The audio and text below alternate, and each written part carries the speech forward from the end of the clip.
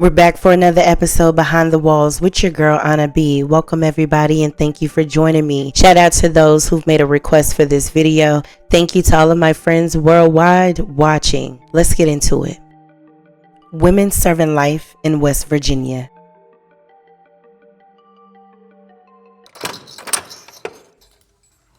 Alright, because I don't want to get emotional, but this is real and it's raw and it's time. Okay, my name is Zinnia. I'm 33 years young. My nickname is Z. I like to go by Z, and my middle name is Rose. I don't so much as like to be identified by Rose because to me it's vulnerable. To me it's very feminine, and to me being a woman and seeing what I've seen it's represented just being weaker than, and very dependent upon, and I've had to be strong during life. I lived in the streets, dealt in the streets, fought in the streets, met people on the streets, had a lot of business on the streets, and Huntington is known for its streets. Drugs, sex, and poverty, just a lot of negativity. In fact, Huntington's only really spoken about anymore is if someone has something negative to say, as if there's no solution at all. We just all identify with the problem. They thought it was cool that Huntington was known for the biggest drug overdoses, right? Because at least we're the biggest drug overdoses, until it becomes your aunt, until it becomes your cousin, your sister, or in my case, me. To be sitting here with you today, right now, at this very moment, I count my blessings. I count my blessings because I shouldn't be. I just shouldn't be, because I became Huntington myself. What we're going to do is we're really going to take a walk into where I've been, what I've seen. And all I can do is tell you, just put your seatbelts on and ask for you to forgive me now, because some of the things that I've been through, if it wasn't for God's grace and mercy, it still gives me chills. Huntington, I now know, for me, is a place that God loves, that is not forgotten. It's not entirely lost. But like everything else, Huntington needs someone to stand up. I want to be a part of breaking that mold. I want to be a part of, that we can have a beautiful future, a present, like right now. It doesn't have to start with our children's children. It can start right now. Listen, I'm not doing this for me. I've died to myself. If I were who I were, I wouldn't be able to do this for you. I'm doing this for the people that's not being heard and sleeping under bridges. I'm doing this for that stripper mom that feels like there's no way. I'm doing this for that dope dealer that's continuously ruining lives, feeling like that's the only way that he can be somebody or be something. I'm doing this for that religious person that doesn't really know how to love. I'm doing this for you. So stand up and shut up.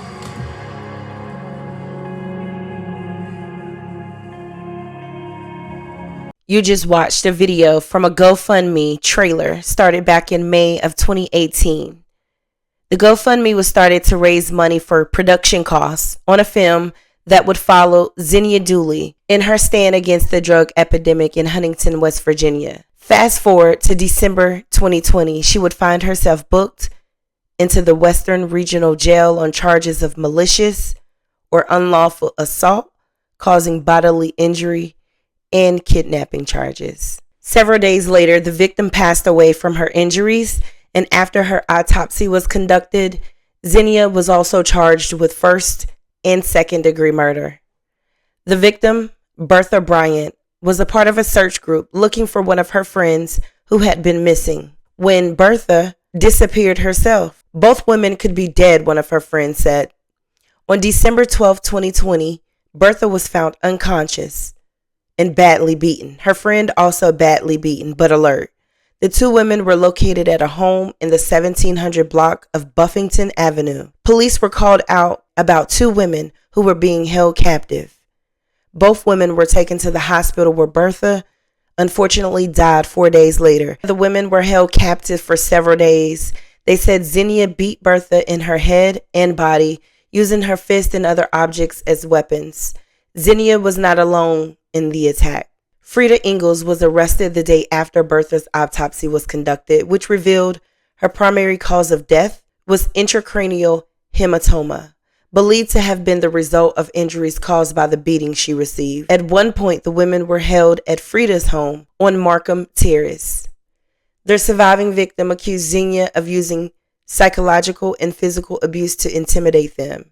She was kicked in her face, causing broken bones and teeth, which would require reconstructive surgery to repair. When she was being moved in Markham Terrace. Bertha always there to help, but when she needed someone to return the favor. The story is a lot of people saw them and nobody did nothing. She was screaming for help and everybody just wrote her out. There's another druggie. She was very proud of herself. She was working very, very hard on improving herself. What she went to do was rescue his niece, and she did indeed do that, but it cost her life. The police couldn't move Bertha because she was unconscious. Ambulance had to be brought in. They had to work on her a little bit. If I can be honest, I was left with many unanswered questions about this case.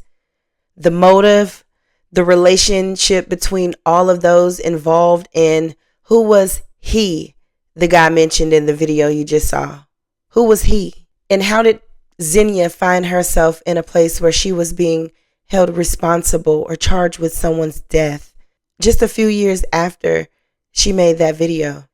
Bertha was almost a year clean and sober when she was taken. Her friend said she was proud of the work she had been doing on herself. She died just a few days before she was going to be reunited with her children. Bertha was a mother of 3. Both Zinnia and Frida were convicted by way of a bench trial, per West Virginia's online court record database. Zinnia was sentenced to life in prison with the possibility of parole on the murder charge. She also received additional time on both the kidnapping and malicious wounding charge. Now listen, this might get a little confusing. The sentence for the kidnapping charge will not exceed 30 years. She received a 2 to 10 year sentence on the malicious wounding charge, which will run concurrently to the murder charge. The kidnapping charge will run consecutively to the murder charge. So if she's ever paroled on the murder charge, she will then begin to serve the sentence imposed for the kidnapping charge. So malicious wounding and murder are running together. If she receives parole, she'll then start serving her time, which will not exceed 30 years on the kidnapping charge. To me, this case was the first one that I've ever had with a factual situation here where somebody was kidnapped and tortured and eventually killed. The facts in this case were horrible. Had you gone and tried in front of a jury, there's no doubt in my mind they would have wanted you locked up for the rest of your life. I'm very ashamed. I'm humiliated. I'm embarrassed. I feel as though that I've humiliated my family. My mom didn't raise a murderer. I hate that I cannot apologize to her. I hate that she's missing the holidays and that she'll never be able to grow old. Frida received a 50-year sentence. She was given 3 years credit for time served before her conviction. She'll be eligible for parole in 2030 per West Virginia's Department of Corrections online database. Friends, y'all know my investigative mind, so digging a little bit deeper through social media and online, Bertha's children, I did learn, were adopted by someone who I believe was close to Bertha and that she had known for a very long time, per the Facebook account that was set up in Bertha's memory. My condolences to the family of Bertha Bryant, especially her 3 children who lost their biological mother. To the second victim in this case, I pray for a healthy recovery and elevation from this tragic, very tragic event. Rest in peace to Bertha Bryant. Wood County 911 Center received a call shortly before midnight on May 5th, 2019 of a house fire. Firefighters, emergency medical personnel, and Wood County Sheriff's deputies responded to a house on Spruce Street in Davisville. Upon arrival, 3 individuals were pulled out of the home, 2 adults and a 6-year-old female child. When the little girl was pulled out, she wasn't breathing. Deputy T.L. Hewitt confirmed the girl still had a pulse and began life-saving efforts until EMS arrived. Fortunately, due to the efforts of the first responder, she was breathing when transported to the hospital with the other 2 victims. But by 2 p.m., WTAP reported that the 2 adults had passed away. The 6-year-old girl was in stable condition, and a juvenile was in custody, suspected of starting the fire. County Sheriff Steve Stevens, whose office is helping with the investigation, describes one of the most important moments from the scene. The suspect was present on the scene, and from several indicators, it was determined that that was somebody, a person of interest that we needed to talk to. Eventually, the fire marshal's office got there, and we debriefed on what was going on. He ended up interviewing the person of interest, who during his interview became a suspect. We do have an individual that is in custody at this time. It is a juvenile in custody, and the fire is incendiary. It is arson. The juvenile in custody was Madison Wine, the 16-year-old adoptive daughter of the victims, Charlotte and Robert Taylor. Charlotte was Madison's biological paternal grandmother. She and her husband adopted Madison after her father passed away and her mother's parental rights were terminated. When Deputy Fire Marshal Jason Baltic arrived on scene, he was advised that there was an odor of gasoline detected. He was also advised that the 4th person that was in the home, the 911 caller, was across the street at a neighbor's house. He, Madison, and Deputy Hewitt all entered his truck. Madison was read her Miranda rights, confirmed she understood them and had no questions before giving nearly a 45-minute recorded statement. In that statement, she advised that she was in the home when the fire started. When she heard a loud boom, she ran out of the house and across the street and called 911. The deputy asked how she thought the fire started. She said she had no idea. Many different topics were discussed, from Madison's past, her father passing away, her mother not being around, and friction between she and Mrs. Taylor. She was asked questions to the effect of who she thought started the fire, what should happen to the person who did start the fire if in fact someone had started it, and whether she set the fire. According to her appeal documents, which are public, about 30 minutes into the interview, Deputy Baltic told her he was good at reading people. Still, in his calm demeanor, which he maintained throughout the interview, he told her he thought she knew more than what she was saying, telling her the best thing she could do was to be honest, asking her, "You didn't intend to hurt anybody, did you?" Madison responded by asking if she could speak with him alone. Her request was denied. She was asked again if she set the fire. This time her answer was that she had, on accident. She described how she started the fire with gasoline. Madison was arrested and charged as a juvenile. In September of 2019, she was indicted as an adult on 2 counts of first-degree murder, 2 counts of felony murder, first-degree arson, attempted murder, and cruelty to animals, because the family's dogs also died in the fire. Prior to being charged as an adult, there were juvenile court proceedings, but they were not disclosed.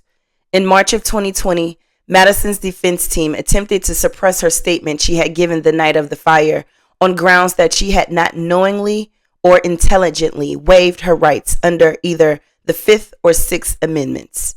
A year later, the motion was denied after arguments were heard during a preliminary hearing before Circuit Court Judge John D. Bean. 19-year-old Madison stood trial in April of 2022. In opening statements, prosecutors told the jury that Madison had started the fire intentionally.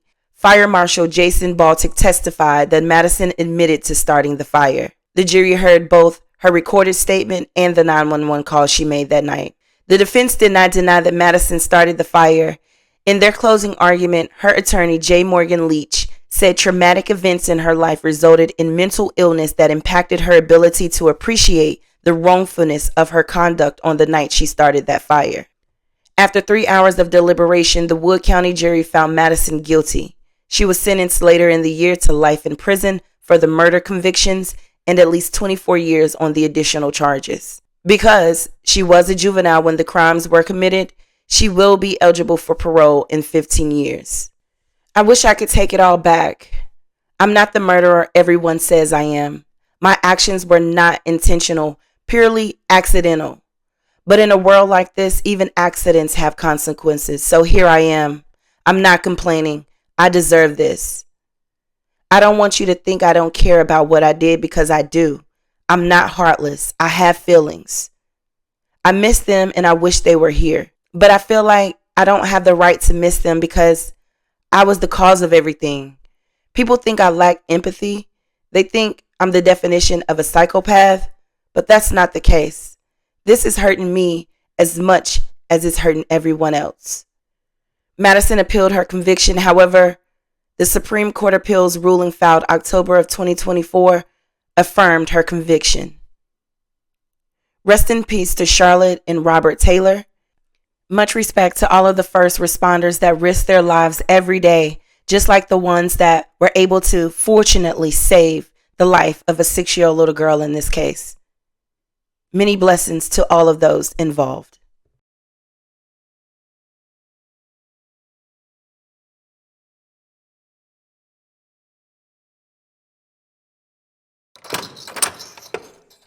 A steak knife, a 9mm handgun, and a blood-stained 6-page letter outlining her reasons for shooting her children was in Julie Orellana's possession when she was found hiding in the woods in September of 2018. Julie's 11-year-old daughter managed to make it to a neighbor's house for help. She told police her mother shot her in the leg and shot her younger sister. Police went to Julie's home at 291 Tall Pine Lane and found her 8-year-old daughter, Eliza, dead on the living room floor from multiple stab and gunshot wounds to her chest, stomach, neck, and back. It was later revealed that Eliza was stabbed at least 35 times by her own mother.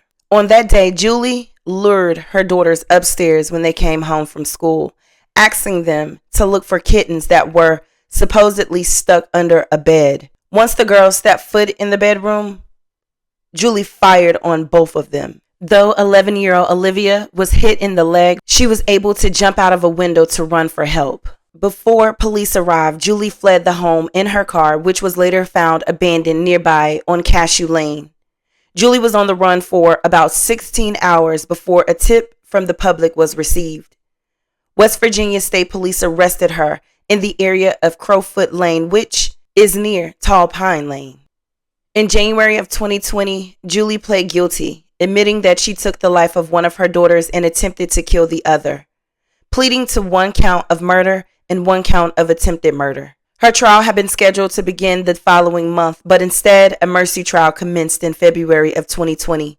Julie took the stand, testifying that she planned to kill her children and then take her own life so that they could spend eternal life together in heaven.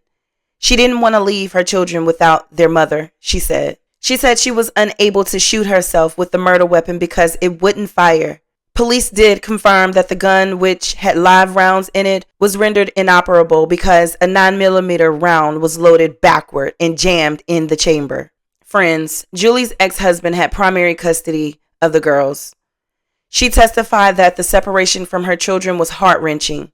The day of the homicide, the girls were actually on a scheduled visit with her. They were supposed to be taken to gymnastics and swimming practice, but she instead took them back to her home.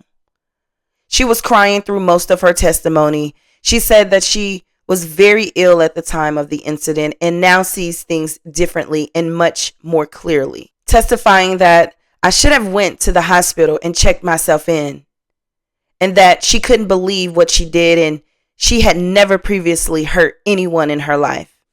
Julie was originally from Syracuse, New York. She worked as a school counselor in a couple different counties between West Virginia and Virginia and was married to the father of her daughters in 2005. She testified that she was embarrassed to tell her ex-husband about her previous suicide attempts and that she didn't feel it was necessary at the time. After her arrest, she was diagnosed with borderline personality disorder and major depressive disorder. Evidence was also presented by the state that they said that showed Julie's reason for killing. was out of anger toward her ex-husband and his new wife. In that 6-page letter found when Julie was arrested, the state read portions of the letter, which included a statement to her ex that it's your turn to suffer. After hearing all of the testimony presented and after 15 minutes, the jury returned a no mercy recommendation. Despite the jury's decision, Julie's defense team was able to argue for the 2 charges to run concurrently instead of consecutively. The judge agreed with the request for consecutive sentences, saying it is his job to protect the victim and her family, and his concern that Julie still has the desire to have contact with her surviving daughter. On July 1st, 2020, 48-year-old Julie was sentenced to life in prison without the possibility of parole for the murder of her 8-year-old daughter, Eliza, and a consecutive 3 to 15 years for the attempted murder of her daughter, 11-year-old Olivia. In 2021, the West Virginia Supreme Court of Appeals found that the circuit court exercised appropriate discretion and they decided not to disturb its ruling. In other words, her appeal was denied.